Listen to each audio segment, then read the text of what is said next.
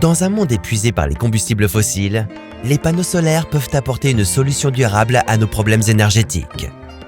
Mais ils posent également quelques soucis. D'une part, les fermes solaires sont énormes et doivent être installées dans un endroit très ensoleillé. Maintenant, si seulement nous avions une grande masse de terre inutilisée qui reçoit un ensoleillement garanti chaque jour. Voyons voir. Pourrions-nous recouvrir un désert entier de panneaux solaires? Cela suffirait-il pour alimenter le monde entier? Voici et si, et nous nous demandons ce qui se passerait si on recouvrait le Sahara de panneaux solaires. Si nous couvrions seulement 1,2% du désert du Sahara avec des panneaux solaires, nous pourrions alors exploiter suffisamment de cette énergie pour répondre aux besoins énergétiques du monde entier.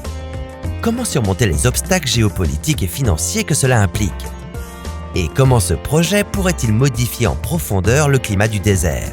Habituellement, une ferme solaire est construite dans l'optique de freiner les changements dans l'environnement. Mais si nous en construisons une dans le Sahara, c'est elle qui pourrait en induire. Si nous recouvrions le sol du désert de panneaux solaires géants, cela doublerait les précipitations dans la région et augmenterait la couverture végétale d'environ 20%. Cela semble un peu bizarre, n'est-ce pas? Laissez-moi vous expliquer. Le sable saharien est d'une couleur inhabituellement claire, ce qui signifie qu'il a tendance à réfléchir beaucoup de lumière et à se réchauffer dans l'air.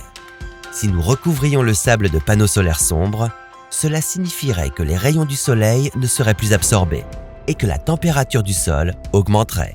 L'air plus chaud s'élève dans des zones de l'atmosphère où il fait plus frais et l'humidité s'y condense et tombe sous forme de pluie.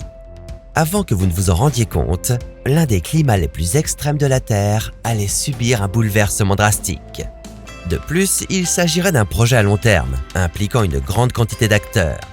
Plusieurs pays devraient être impliqués, et chacun d'entre eux pourrait voir un paysage politique changeant au fil des ans qui pourrait perturber ou mettre fin à tout cela. Aussi intéressant que ce projet puisse paraître, il serait probablement préférable de le tenter d'abord à petite échelle.